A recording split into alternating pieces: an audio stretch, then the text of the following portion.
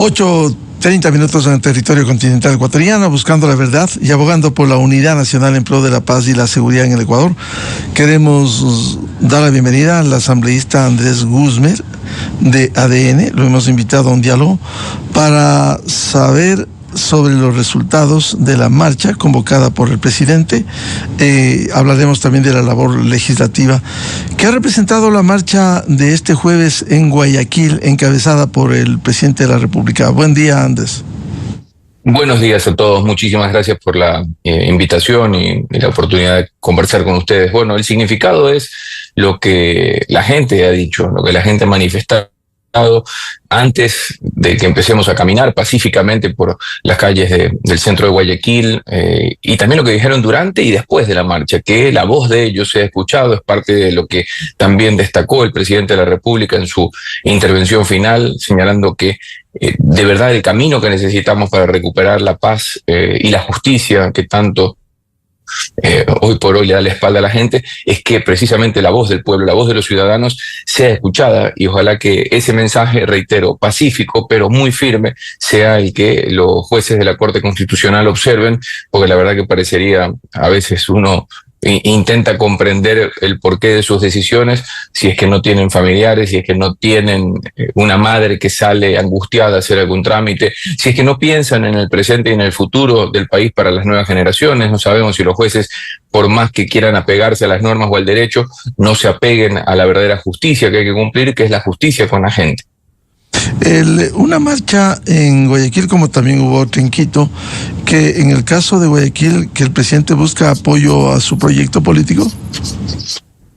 A ver, lo que pasa es que siempre se van a intentar politizar las marchas, y comprendo, sobre todo cuando llegan desde una iniciativa presidencial. Bueno, la gente dirá, bueno, es una marcha política. Yo te voy a dar una opinión, no como, y mi opinión encima va a ser una opinión siempre parcializada, porque formo parte no solo de la bancada de ADN, sino que además comparto 100% la visión que tiene el presidente hacia dónde tenemos que ir. Pero lo que te puedo decir es que ayer hubo mucha gente que no votó por nosotros, que se acercaba a conversar conmigo y con muchos otros asambleístas o con ministros, que nos decían que no desfallezcan, no decaigan, sigan firmes. Yo no voté por ustedes, consideramos que hay cosas en donde pensamos distintos, pero este es el camino. Entonces ahí te das cuenta que no es una marcha política. Ayer yo no, lo destaqué en serio, yo no estuve ayer como asambleísta, no solo porque estábamos con licencia todos, sino porque además nuestra motivación no fue ir como partidistas de un movimiento político, sino que yo fui ayer como el papá de mis 6 hijos, como el hijo de María, mi madre. Fui como el ciudadano común y corriente que de verdad hoy por hoy sabe que este es el momento en el cual se tienen que tomar decisiones trascendentales, si es que de verdad queremos que el marco que está desarrollando tanto el Ejecutivo como el Legislativo pueda defender los derechos de la ciudadanía, y no a medias tintas pensar en los derechos de los delincuentes. Ahora, parte de los discursos ha sido también responsabilidad a la Corte Constitucional de lo que está viviendo el país, es decir, por las respuestas que ha dado, por las objeciones que ha puesto a las preguntas para una consulta popular. ¿Cómo ve usted eso? Que es real. Acá nosotros, esto no es una lucha, o no queremos que esto se transforme en un enfrentamiento entre el gobierno, la asamblea y la Corte, y los jueces de la Corte Constitucional. Pero la realidad es que las observaciones que han hecho de preguntas que, como señalé en algunas oportunidades, estoy 100% seguro, las respuestas serán mayoritariamente a favor del sí y de lo que necesitamos hoy por hoy ya darle una renovación. La realidad es que sus observaciones son observaciones que parecerían, le quieren dar la espalda a los ciudadanos. Nosotros ayer hablábamos con algunos colegas de medios de comunicación, con algunos ciudadanos, y hablábamos que la postura del presidente, la postura del Ejecutivo, en devolver las preguntas con textos mejorados, si se quieren decir así, fortalecidos, la verdad que demuestra que acá no es una imposición, no es un tema antojadizo el que tiene el presidente presidente Noboa en que esas preguntas puedan llegar a estar frente a frente con el ciudadano en una papeleta, sino que de verdad hay una tremenda madurez política, no solo del presidente, sino también de todo el equipo que lo acompaña, en volver a preguntar, y lo seguiremos haciendo. Si algo le podemos dejar muy, muy claro a la gente es que no nos vamos a votar y no vamos nosotros a detenernos en que si tenemos que enviar o esperar la respuesta de la Corte una y otra vez a la reformulación de textos, seguramente lo haremos las veces que sean necesarias y vamos a caminar las veces que sean necesarias y vamos a agotar todas las instancias que sean necesarias hasta que definitivamente el país tenga las herramientas que necesitamos para recuperar la paz y la justicia en el Ecuador. ¿Debe la Corte Constitucional adecuarse a esta realidad del conflicto armado interno que vive el país y el combate a los grupos delincuenciales organizados que son transnacionales? Indiscutiblemente. Ese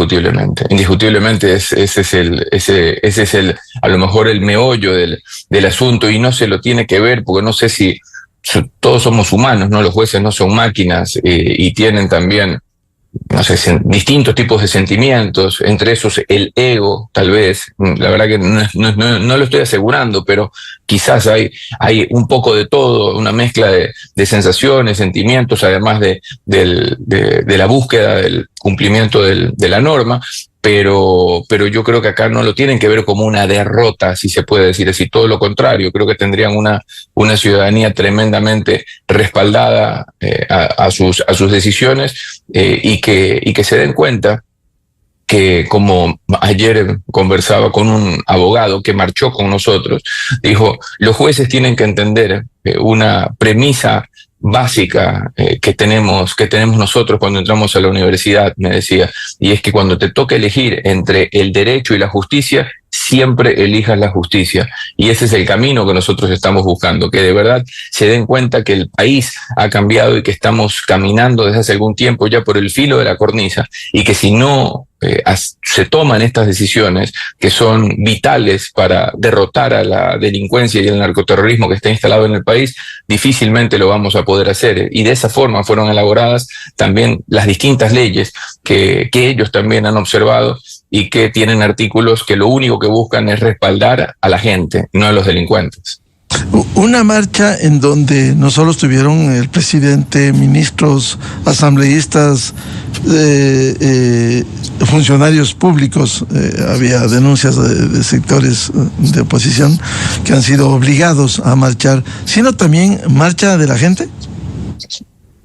Yo cuento estas historias en mis grupos familiares, amigos. Ayer probablemente yo hice bajar a gente que me saludaba desde los balcones. Andrés, no sé qué, y le digo, ¿usted qué hace ahí? Venga, marche, póngase algo blanco. Estaban en otros colores. Póngase algo blanco y venga. Y miraban así, ya abajo, y bajaban, se tomaban fotos conmigo. Algunos se quedaron incluso muy cerca del sector donde yo estaba. Comerciantes que decían, hoy voy a abrir un poquito más tarde, pero tengo que marchar. Te cuentan historias que no son muy agradables, historias de extorsiones, historias de complicaciones que han tenido fruto de la delincuencia. A lo mejor ayer no me contaron ninguna historia realmente grave, pero hay historias muy, muy, muy, muy graves de gente que ha sido asesinada, secuestrada, y que estoy convencido que estuvieron ayer marchando. Esta no fue una marcha del sector público, que tuvimos servidores públicos, en mi caso como asambleísta, pidiendo licencia, sí, pero como te dije hace un momento, no por una obligatoriedad. En lo absoluto, es simplemente una convicción de que este es el respaldo que estas iniciativas, que en este caso llegan por parte del presidente, tienen que tener. Ahora, a propósito de la actuación de la Corte Constitucional, ¿también no cree que se ha fallado en la Asamblea Nacional en cuanto a las tareas legislativas, cuando hay al menos 3 leyes, la ley de integridad pública, la ley orgánica de inteligencia y la ley de solidaridad nacional, que están suspendidas algunos artículos mientras se ventilan los procesos de demandas de inconstitucionalidad? Te lo comenté hace un rato, la observación de la Corte no es solamente a las preguntas, la observación que ha hecho la Corte es una observación también a 3 leyes, en donde yo te puedo decir que han sido leyes trabajadas con muchísimo rigor, en extensas mesas en donde incluso la pluralidad estuvo presente. Son leyes en donde estuvieron asambleístas que no pertenecen a la bancada de ADN, que muchas de sus propuestas fueron puestas en el cuerpo final de la ley, que votaron a favor de la ley y que después, bueno, llegaron al pleno de la Asamblea y tal vez algunos, no todos, se tuvieron que ceñir a un voto colectivo por parte de su bancada. Pero acá, si algo han tenido las leyes que se transformaron en las primeras leyes aprobadas por la Asamblea, para mí con un excelente ejercicio de rigor y de eficiencia en cuanto a tiempos, yo creo que es haber escuchado y haber trabajado con voces expertas, con especialistas en la materia, con ciudadanía, porque hubo un aporte cívico también muy importante en cada una de las leyes, en poder hacer leyes que, repito, vuelvan a llevar al Ecuador al cauce en donde debería estar. Y la verdad que respaldo el trabajo que se hizo en la Comisión de Desarrollo Económico, encabezada por Valentina Centeno, y en todos los aportes que, repito, hicieron no solo los asambleístas de ADN, sino también los asambleístas de otras tiendas políticas. En todo caso, esto en la autocrítica no obliga también a tomar correctivos al interior de la Asamblea Nacional, cuando por ejemplo se ha observado que en el segundo debate, cuando la ley orgánica de la función legislativa dice que en los temas del primer debate que vuelven a la comisión, que se procesan las observaciones, vuelve, y no incluir temas que no fueron analizados en el primer debate, que fueron incluidos y aprobados en la Asamblea Nacional. Sí, a ver, el rigor siempre y la posibilidad de mejorar es imposible negártela. Obvio. Yo creo que todo proyecto puede ser perfectible, y cualquier tipo de aporte o cualquier tipo de observación puntual como la que tú señalas tiene que ser tomado con muchísima seriedad y mucha importancia, y como yo digo permanentemente, en la Comisión al Derecho a la Salud y el Deporte, en la cual yo formo parte, que siempre tenemos que escuchar con muchísima sencillez, y no desde una posición, no, porque nosotros somos los asambleístas, nosotros somos los que decidimos. No. Acá a lo mejor hay ideas o cosas que puedan aportar y que te las puede dar, no sé, quizás el guardia de un hospital, que te puede dar una idea que puede formar parte de una manera vital de la solución de un problema. Así que yo siempre voy a estar con los brazos abiertos y reconocer que el trabajo nuestro tiene que mejorar, y que se puede mejorar con el aporte, llegue desde donde llegue, de la opinión pública, de los medios de comunicación, desde la oposición, etcétera, etcétera. En la tarea legislativa, ¿qué están tramitando en su comisión y cuáles son los desafíos para procesarlos y aprobarlos? Estamos con muchos proyectos. La verdad que estamos con un trabajo brutal. Estamos llegando casi ya, si no me equivoco, a casi el medio centenar de sesiones de Comisión al Derecho a la Salud y el Deporte. Estamos enfocándonos en la unificación de los distintos proyectos de ley contra el cáncer que existían ya, se han unificado para que no exista duplicidad de normas, y obviamente una eficiencia estatal o gubernamental en este tema. También estamos, hoy por hoy, las últimas 2 semanas, hemos recibido muchos aportes y hemos sesionado en algunas oportunidades a la ley al derecho a la reproducción humana asistida, que es un tema interesante también, y que está teniendo algunos aportes de diversas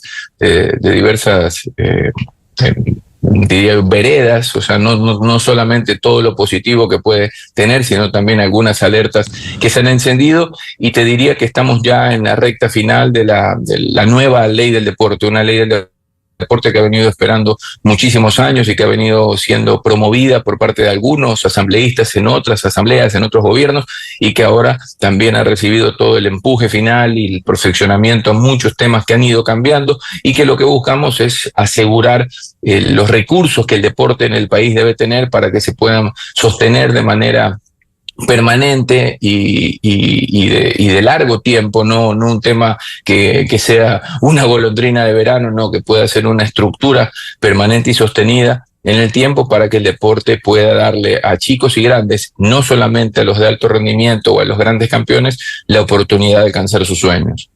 Siendo importante los temas de la salud y el deporte, en el caso de la salud, ¿cuánta preocupación y qué han encontrado en los problemas que hay en el sector de la salud pública? Que por cierto hay que decirlo, no es de hoy, no es de ayer, no es del último año.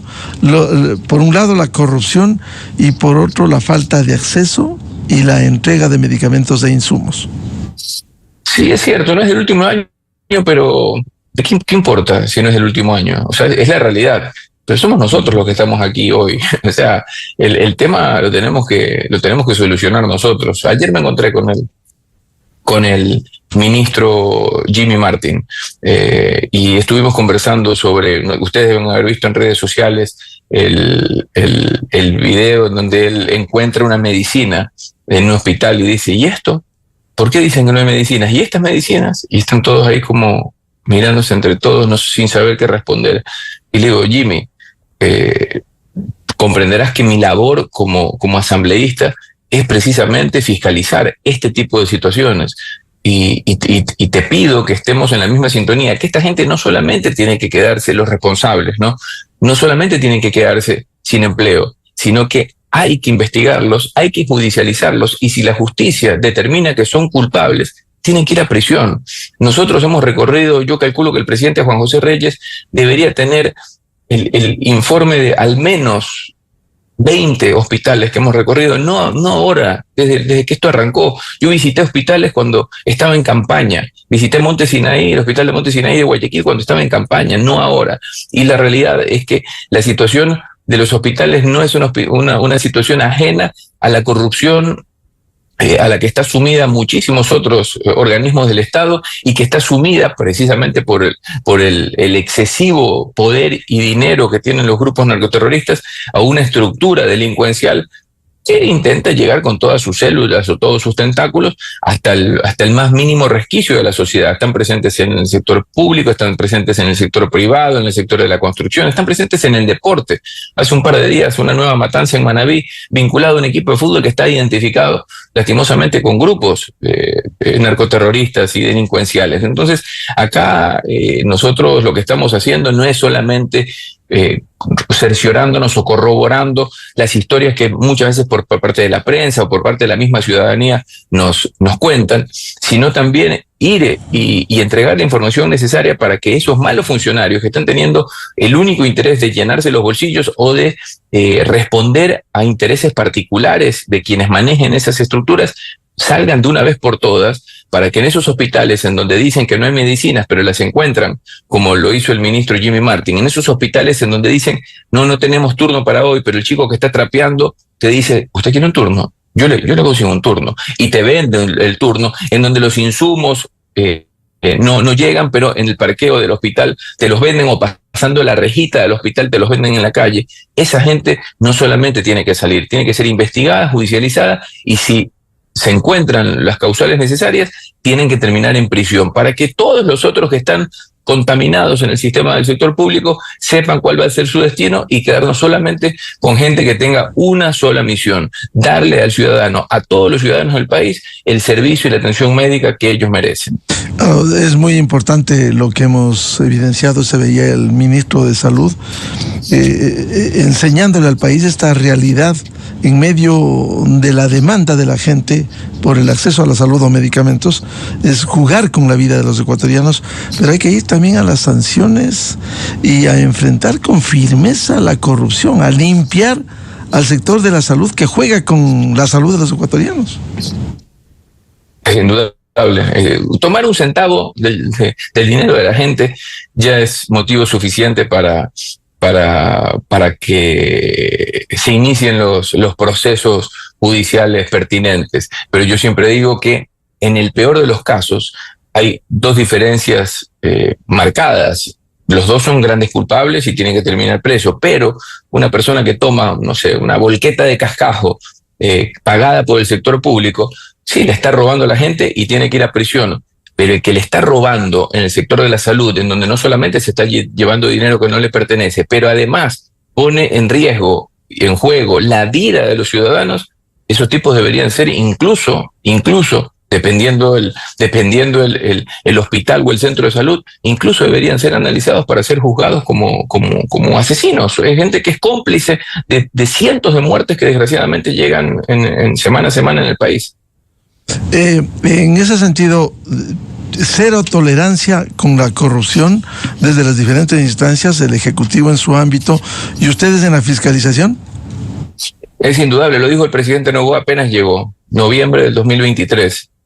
Que acá con las mafias y con los grupos, los GDOs y con todo tipo de corrupción, porque no es solamente la delincuencia en los barrios que te roba el celular, no, están los delincuentes que se quieren llevar y que se vienen llevando hace mucho tiempo todos los contratos y que muchos de ellos incluso hasta responden a intereses de grupos narcodelictivos, son ellos o nosotros. Acá no se puede negociar con quienes manejan los hospitales, con quienes quieren manejar negocios de obra pública, con quienes quieren a lo mejor entrar al deporte a lavar su dinero y a de alguna u otra forma controlar territorios con una pasión tan noble como debería ser el fútbol. La verdad que con este gobierno y con el presidente Noboa me parece que se equivocaron. Asambleísta Andrés Guzmán, usted mencionó alrededor de 50 proyectos. ¿Cuáles podría destacar usted que han sido tramitados o que están en la agenda para su debate y aprobación? No, yo hablé que habíamos tenido cerca de 50 sesiones de la Comisión del Derecho a la Salud y el Deporte. Perdón. Sin embargo, te puedo decir que hay muchos proyectos que seguramente van a llegar desde distintas comisiones. Se han dado prioridad a los proyectos económicos urgentes, que fueron los primeros en tratarse en la Comisión de Desarrollo Económico. Sin embargo, cada comisión tiene sus proyectos prioritarios. Muchos de ellos están enfocados en trabajo, otros de ellos están enfocados en la niñez, proyectos importantes también, y nosotros, como te detallaba hace un momento, tenemos también nuestra agenda dentro de la Comisión del Derecho a la Salud y el Deporte, en donde destacaba las leyes que hablábamos hace un momento. ¿Y cómo podríamos resumir la nueva ley del deporte que requiere el país? Lo que te señalaba hace un rato, la verdad que lo primero y fundamental es asegurar los recursos que el deporte tiene que tener.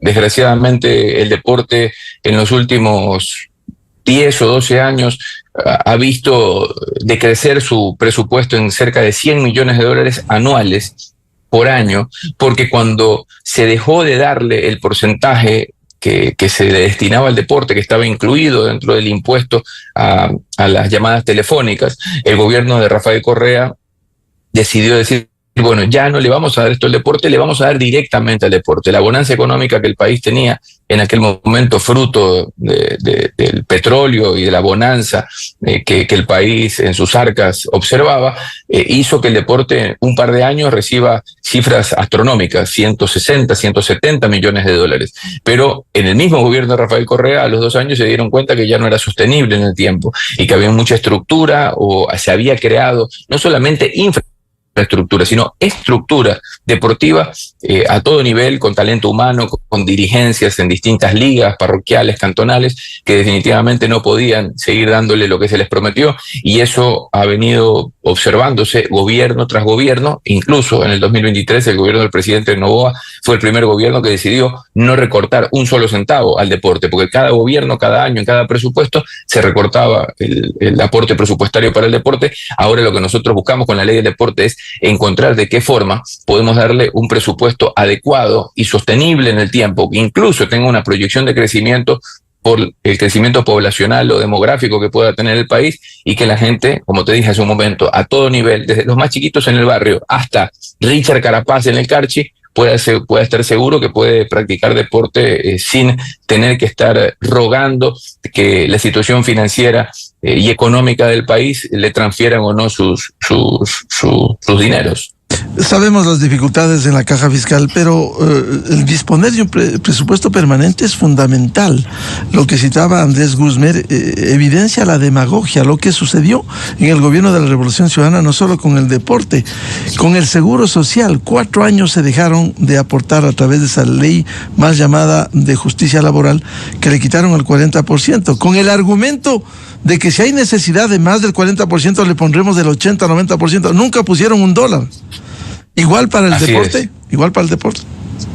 Sí, seguramente es una situación que la podríamos encontrar en algunos, no solamente ministerios, sino en algunos aspectos fundamentales para la sociedad. La educación también lo sufrió mucho, y ahí es en donde hemos encontrado o hemos visto a lo largo de los últimos años muchas escuelas que no se han mantenido como se debería haber mantenido, y la verdadera responsabilidad, repito, porque el discurso narrativo del correísmo puede decir, claro, pero esto cuando lo inauguramos hace 10 años, 11 años, miren lo que era, claro, pero ustedes mismos ya le empezaron a quitar presupuesto a esos centros de alto rendimiento, por poner un ejemplo, o escuelas. Esa es la realidad. Acá la demagogia, y una demagogia política y económica es evidente, y lo que hay que hacer es tener la valentía y la sinceridad de decirle a la gente lo que está pasando, contarle la realidad a la gente de lo que está sucediendo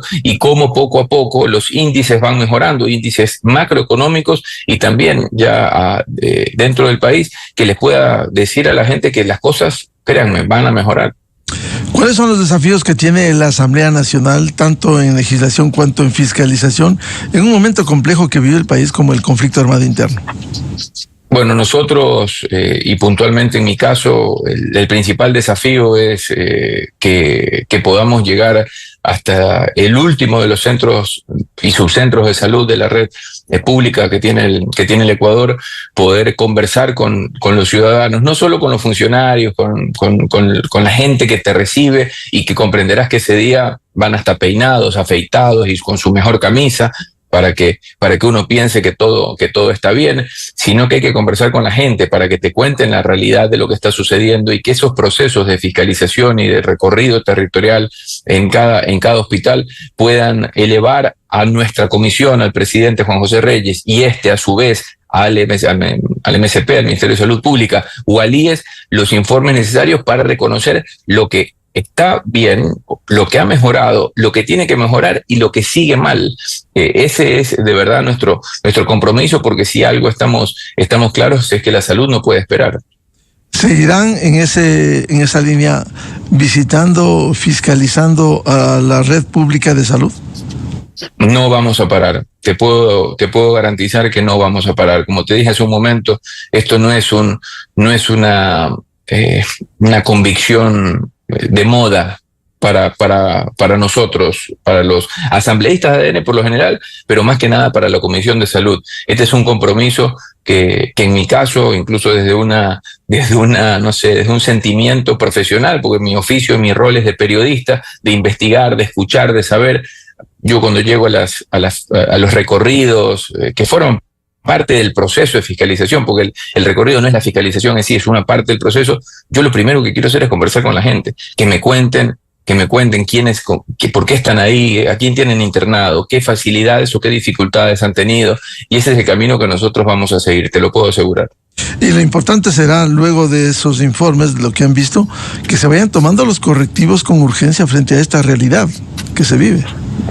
Por eso te decía que la salud no puede esperar. Acá el tic-tac es una eternidad para una persona que está esperando que su familiar sea operado. Es una eternidad para la madre que necesita esa ampolla urgente que su hijo requiere para que su salud mejore. Y se lo comenté, fue parte de lo que se lo comenté ayer al ministro Jimmy Martín, con las distintas decisiones importantísimas que está tomando el Comité Nacional de Salud, que creó el presidente Noboa a partir del decreto 108, y que lo que hoy demuestra es que, bueno, estamos todos con las miradas puestas sobre ellos, miradas positivas, de optimismo y de confianza. Confiamos mucho en ese comité, pero también, al menos desde la parte del legislativo, nosotros estaremos también muy rigurosos y fiscalizando lo que se tenga que fiscalizar en las decisiones que el pueblo necesita que se tomen ya.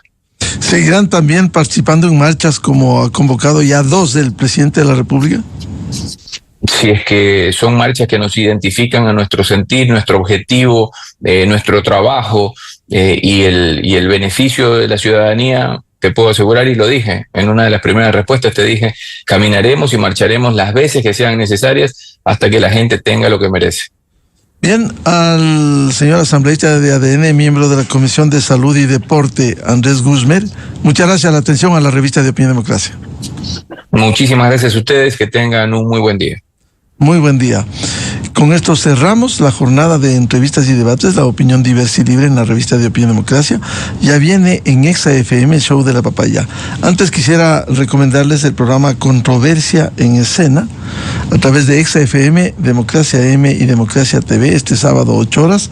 Un tema muy importante y de coyuntura: los últimos golpes dados por el gobierno a los grupos delincuenciales organizados transnacionales como Comandos de la Frontera, la situación geopolítica de la región, la posición asumida por el gobierno de Estados Unidos, la política internacional impulsada por el secretario de Estado Marco Rubio y la lucha contra el narcotráfico y sus desafíos. Temas que demandan la unidad nacional y regional en el país. Este tema lo vamos a abordar con 3 invitados: el general en servicio pasivo Patricio Carrillo, exministro de Estado, excomandante general de la Policía Nacional; el doctor Hugo Acero, experto colombiano en temas de seguridad; y el coronel Mario Pazmiño, ex jefe de inteligencia de Fuerzas Armadas. De mi parte, les deseo un feliz viernes, feliz fin de semana, y volveremos, Dios mediante, a seguir contribuyendo en la búsqueda de la verdad el próximo lunes. Muy buen día. La revista de Opinión Democracia, buscando